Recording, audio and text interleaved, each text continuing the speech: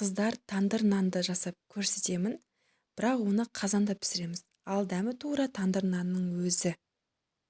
Видеоны соңына дейін қараңыздар, өте оңай әрі тез дайын болады.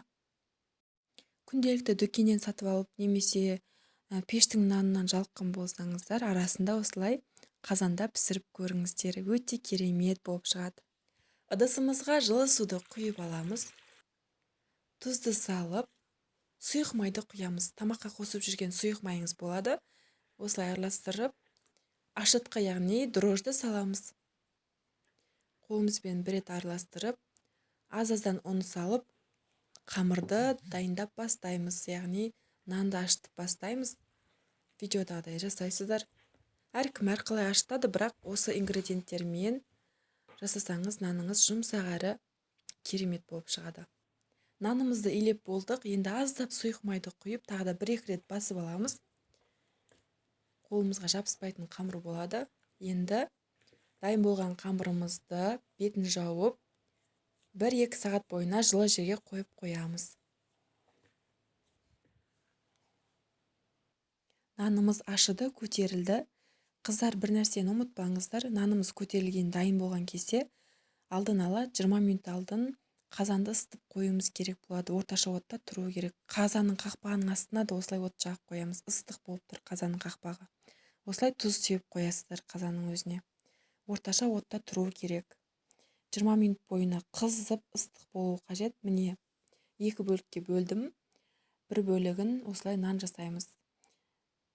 Видеодағыдай жасайсыздар. Шаншқының көмегімен осылай тесіп, нанды теріс қаратамыз. Астыңғы жағына міндетті түрде жұмыртқаның ағын жағамыз. Ағын жақсаңыздар, қазанның қақпағына өте тез жабыса қояды, және де ол түспейді. Міне қазанның қақпағын алдым. 20 минут бойына ыстық болып тұрды орташа отта. Міне жабыса қалды, ешқандай да түсіп қалмайды. Көріп тұрғандарыңыздай нанымыз жақсы тұр. Бетіне жұмыртқаның сарысын жағамыз. Және де мен сияқты күнжіт сепсеңіздер де болады.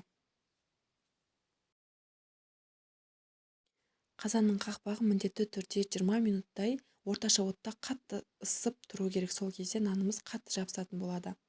Міне өзінің қалпында тұр, ешқандай да түсіп қалған жоқ. Арадан 25 минут өтті. Нанымыз дайын. Дәл осылай пісіп шығады. Дайын болған нанның жандарын осы пышақтың көмегімен алсаңыздар болады. Біздің нанымыз дайын, өте керемет болып шықты. Кәдімгі тандыр нанның өзі. Бұл видео сіздерге пайдалы болды деген ойдамын. Ұнап жатса, мені қолдап лайк басыңыздар, комментарий жазыңыздар. Менің каналыма тіркелуді ұмытпаңыздар. Келесіде бұдан да көп рецептілер болады. Келесі кездескенше сау болыңыздар.